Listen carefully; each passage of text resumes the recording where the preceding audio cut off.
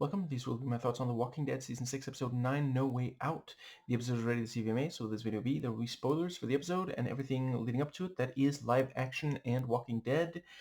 Another episode I absolutely fucking loved. Holy shit. Okay, so real quick, gonna do video recommend, just so I don't forget.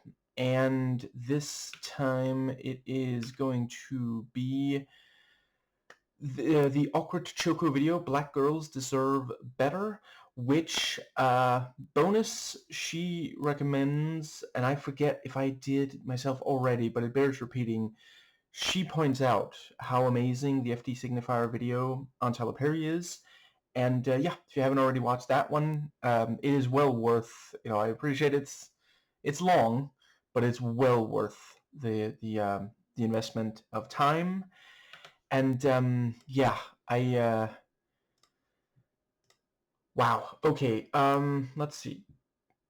Also wanted to note, finally got around to watching the developers commentary on Telltale's Walking Dead, all of the seasons and such. It's really excellent. If you don't already know, it is indeed free here on YouTube legally. So that's well worth. I mean, obviously, if you've played those games, do not watch those without having played the games first. But yeah, okay. So I really appreciate how this show manages to create these scenarios where I'm like, I don't fucking know. Like you can go back and watch. I think I may have even said it more than once. I don't know how they're going to be able to resolve this many walkers. Like, they weren't immediately inside Alexandria, but they were like walking back towards, they were walking towards Alexandria, then they were surrounding Alexandria, then there was a hole in the wall, and by the end of this episode, yeah, it's under control. Like, they managed to set this situation up once again, and that I genuinely could not, I would never have guessed. And then they managed to actually make it credible that it didn't feel like a cop-out or something. Just absolutely incredible. Yeah. I think that is it for the entire preamble. So yeah, let's see. Yeah, we start with them walking amongst the walkers, and Sam... You see, Carol, this is what happens when you fucking scare the absolute shit out of a child who's already kind of anxious. Just, yeah. He can't stop thinking about the things she said. And then we see, so if I'm slightly unclear on if that's Sam imagining himself or if he did actually spot a child walker there, but yeah, he does indeed get attacked right in front of Jesse. I'm sorry that I only remembered your name now, Jesse. Right before you perish. And yeah, just oh my god. I was seriously concerned for Judith during this yeah, and then we have, of course, the yeah.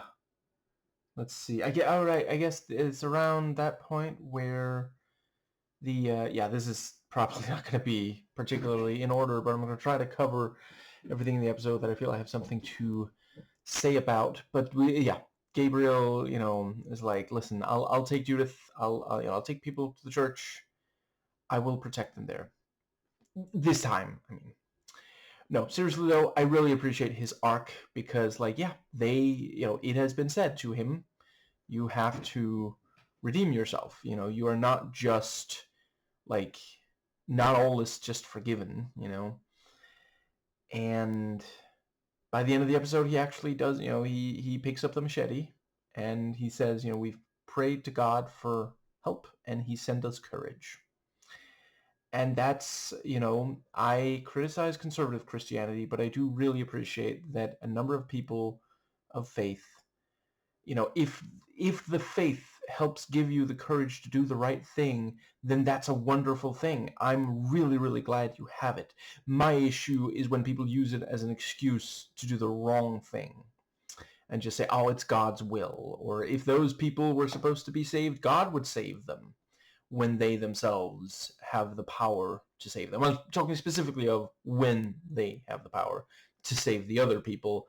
Obviously, if you are very poor and the situation needs money, I'm not saying that you could somehow magically fix that. I'm talking about like rich, powerful, conservative Christians. Remember when Joel Osteen said that no, you can't come into the mega church because then what the fuck's it for, Joel?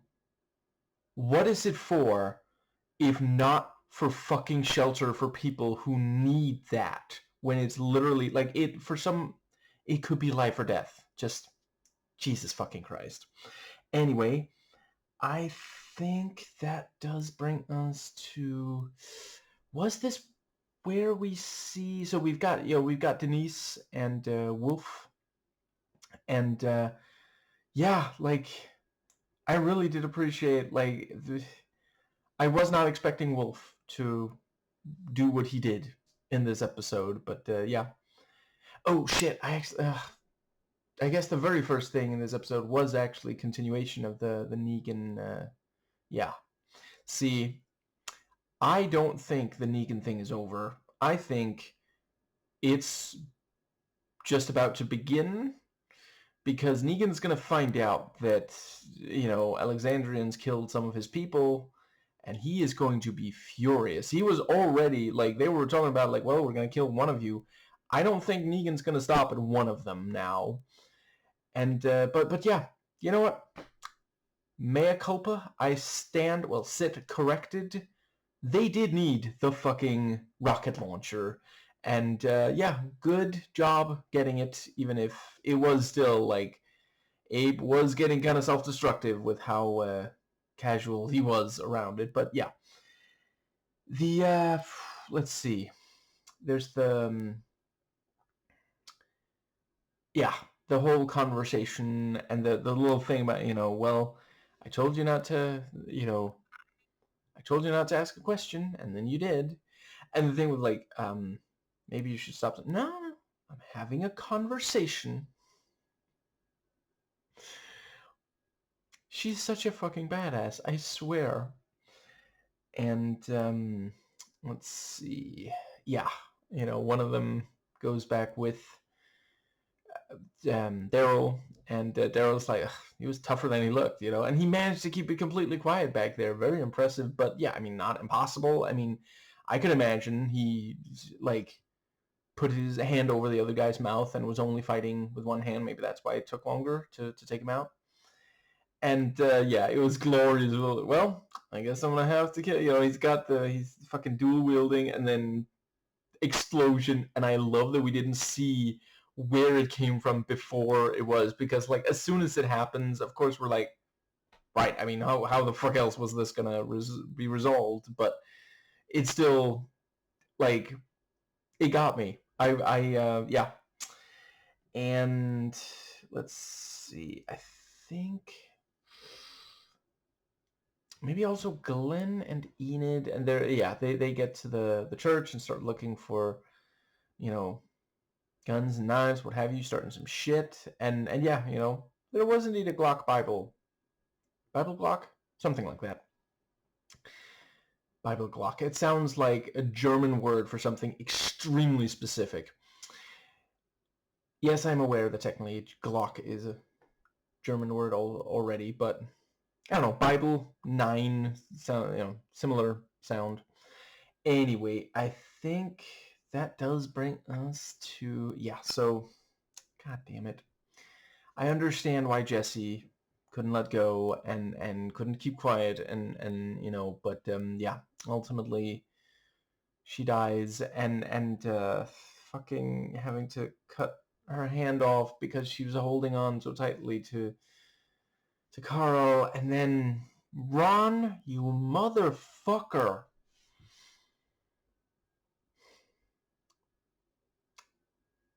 I think Ron has officially lost his gun privileges. I'm just sorry. I'm sorry. I need to say it. This is what we mean when we argue in favor of gun control. People like Ron should not have access to a loaded weapon. Thankfully, it only, like it didn't kill. And I love the shot there at the end with the camera, panning out, and we see the hand, so he is alive and he's showing, he's going to keep fighting. This was another Greg Nicotero directorial effort, and my God, I mean, I feel like it's gotta just be like a scheduling thing that they can't have him direct literally every episode, because like a lot of the best direction on the show is his. Like, I love the montage near the end of everyone cutting, and we just see like a black void behind them, so we're just purely focusing on the character on screen and them attacking. After a while, we don't even see walkers anymore, which is also a good way to save time so they can squeeze in more characters for that montage. And it's not super important that we see. It's just, we understand, oh, they really are, like, they're just fucking up all of them, And the bit with the way that the fire spreads is also really, really coolly shown. Just, yeah, so many great little touches that just, I think that might be when we have the the conversation where poor Eugene, and he does actually prove himself. I did really appreciate. There's a thing about like we're gonna find our way out. What's this we shit? Yeah, the rest of us, but not you. Because she's just like if he hasn't by now, he won't. And I really appreciated that he got to prove her wrong in that. And that is also, I've said before, and I say with love, I feel like his character is autistic spectrum coded. And I have known autistic people who, it takes some pushing, but then once they are like, you know what, we're going to do this, they fucking stick to it. Like, holy shit. And let's see, I think that might bring us back to the right, and yeah, Carol checking around. Yeah, so they wake up the various, and yeah, Carol looks around, and then we also have the bit where Morgan joins her, and she's got the gun and she's ready because she just heard a noise. She doesn't know exactly who it is or if it's even a human being there. And he's like, well, I was gonna ask for a rematch, but I see you got your gun back. But no, seriously, I really appreciate, yeah, she's like, you didn't spare him for us, you did that for you. And she manages to take out oh my God, yeah, so we have the gunshot attracted walkers, and so, they end up heading, because Denise was, needed help, and so Wolf actually helped her. And ends up getting bitten, and she says, I'll save your life, which, like, would they be able to once it's so far up on the arm? But yeah, and he ends up indeed dying for and Carol helps save Denise's life there with just fucking amazing. And the let's see, I think that does bring us to the oh my God, when so Michonne fucking taking care of business, Jesus Christ. She is great to have on your side near you when you are in trouble, because that's she doesn't really hold back. And after taking out the perhaps most immediate danger, she also starts cutting through the fucking walkers, like, damn. And I guess, let's see, I think the next thing might be the I really appreciated Enid and Glenn talking, and we get some more yeah, expanding on, people. That's how you lose people even after they're gone. What the fuck did you mean by that? And and I love him mentioning Dale and Tyrese and Herschel. Just yeah, because like seriously, those they really helped. And yeah, um, I guess that does that pretty much cover. Let's see. So there's also the hmm. Yeah, I oh my god, the thing about like, oh, you should stay here, and it's like, you don't know Enid very well, do you, Glenn? And she's like, listen, I will cover you. Listen, Glenn, I'm going to follow you anyway. I might as well help cover you. And the thing about like, she makes the rope ladder, the tied together bed sheet kind of trick for escaping from prison. That yeah, and that was also incredibly tense because Maggie's still up there and it's being shaken and just yeah, goddamn. And I was so sure that Glenn was gonna die, and then machine gun fire is like, hey, you mind getting the gate? Thanks, man. And just yeah, because like of course that would do it. That's what was needed for this to be resolved. And the yeah, using the explosion to lure them away and into the fire even, which like yeah, because they don't really this this group just they don't fully understand. They're just kind of being distracted by something really bombastic, and they yeah, they let it lead them, and they don't realize that it's actually a really bad situation for them, and they represent the far right to me, right, in this scene, honestly. I'm not saying the far right is mindless. I am merely pointing out that they are not thinking through their actions because, yeah. I don't. Do I even need to justify that at this point? I feel like it's kind of just like self-evident by now. Don't know how many further examples you need. Um, let's see. I think it pretty much covers the. Let's see. So there's the. Yeah. Also. So yeah. Rick, gets Carl to the to Denise's office, and I also really appreciate her patients are fine. They were moved to upstairs for safekeeping, and yeah, the door opens and Rick is headed. He's got Carl in his arms and he's headed right there. And Rick, I understand that you want to make an entrance.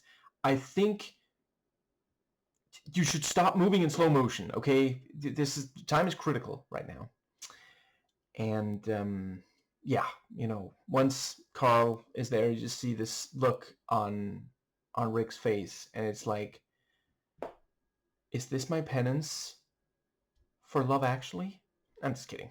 That movie has a special place in my heart. I might do a video on it at some point. And yeah, he feels the need to control something, so he heads back out there and starts just taking them out, and others join. And I really appreciate there at the end where he's like, listen, I was wrong. They fought. They, despite all this time behind the walls, and he talks about, we're going to rebuild the wall, we're going to expand the walls, and just, oh my God, I'm really worried about what happens when Negan arrives with his wolf pack. And I guess that very much, let's see, was there any other? Well, actually, yeah, see, that's the thing. I'm not entirely sure if, is he also, maybe the wolves work for him, or maybe not even that, because like the ones that specifically mentioned Negan all had guns, so they might not be, because the wolves didn't really seem to until they got their hands on one of Rick's survivor's guns. Anyway, I think that, or was it in Alexandria, and I forget. And the, let's see.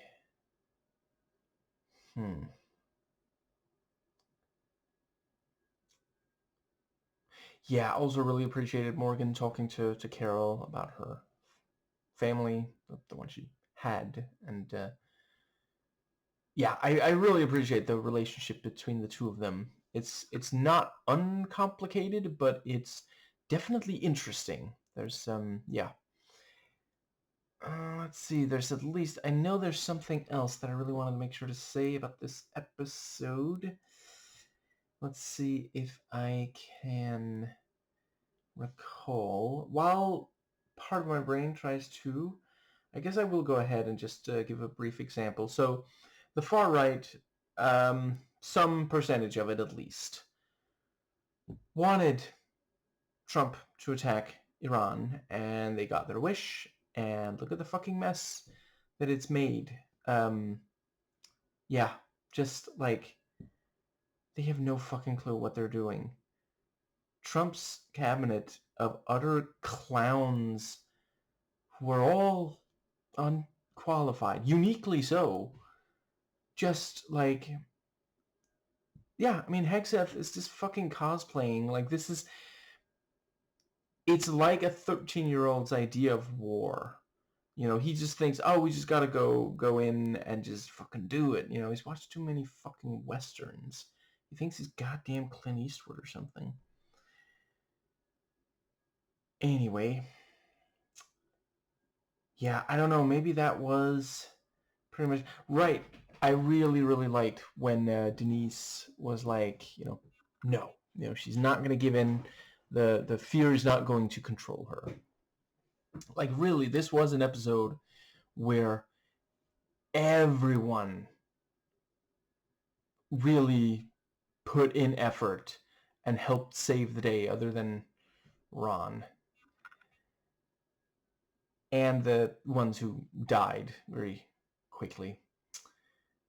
And that was also, it was great. Morgan comes across the wolf, but now a walker, not a dog walker, but a wolf walker, and he apologizes, but he does also take him out, which like, I wonder if Carol's like, that's all it took. I could have turned him days ago, hours, whatever.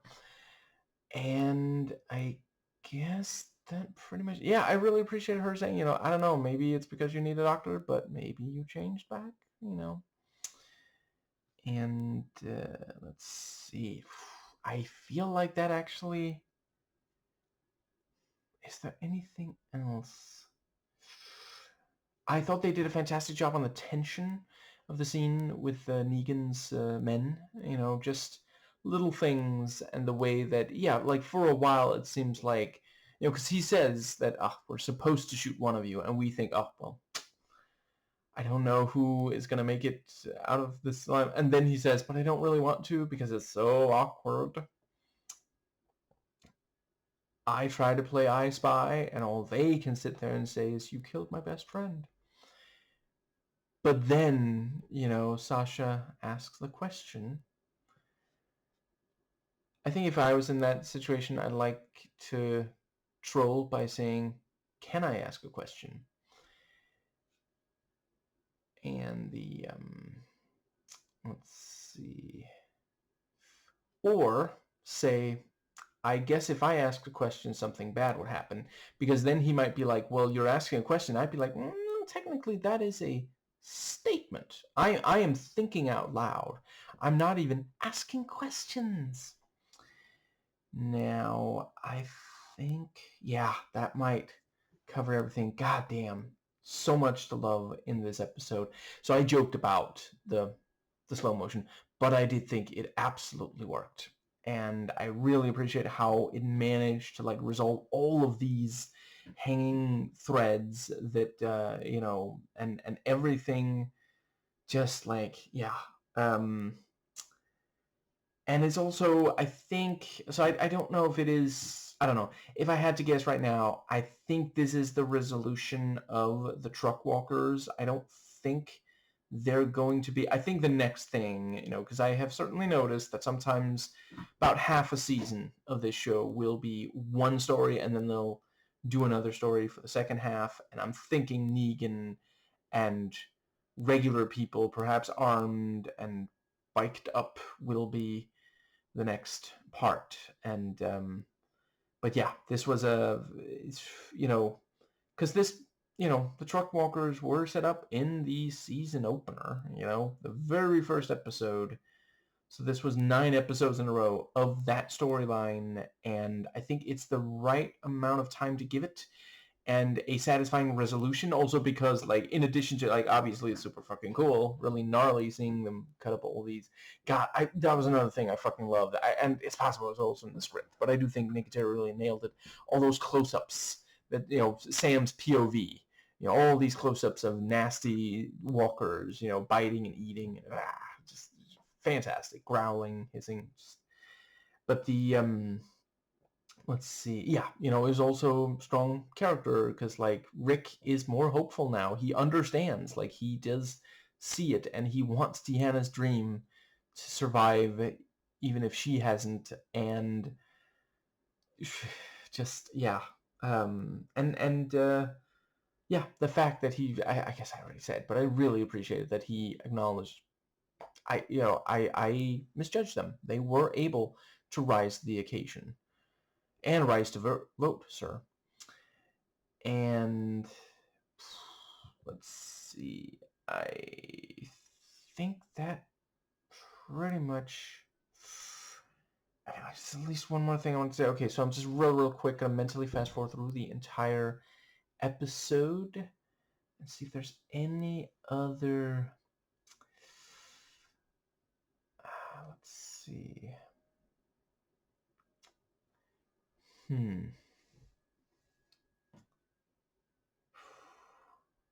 No, yeah, that might cover everything. So the let's see.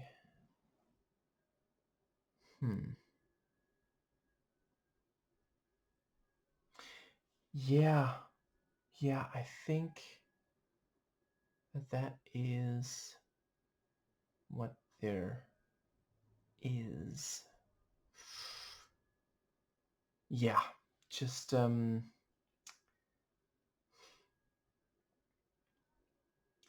mean,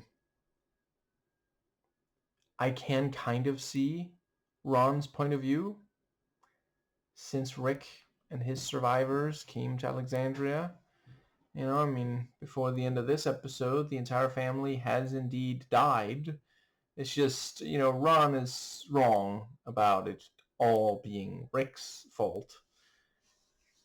But I don't know. I can kind of see a little bit. But it's also, and that's the thing, I really love how the show does these, because it's kind of, it became a self-fulfilling prophecy, Like, one thing is that as much as Ron doesn't want to admit it, his father did, like, escalate the situation, There really wasn't any other way out. Like the pointing the gun and shouting, pointing the gun at regular Alexandrians and shouting, that was unfortunate. But taking out Ron's father, what else was he gonna do in that situation? But yeah, because Ron, I'm not saying it's the only reason why it went so wrong. That was a Freudian slip. Wrong. It went wrong because of Ron, in part because of him.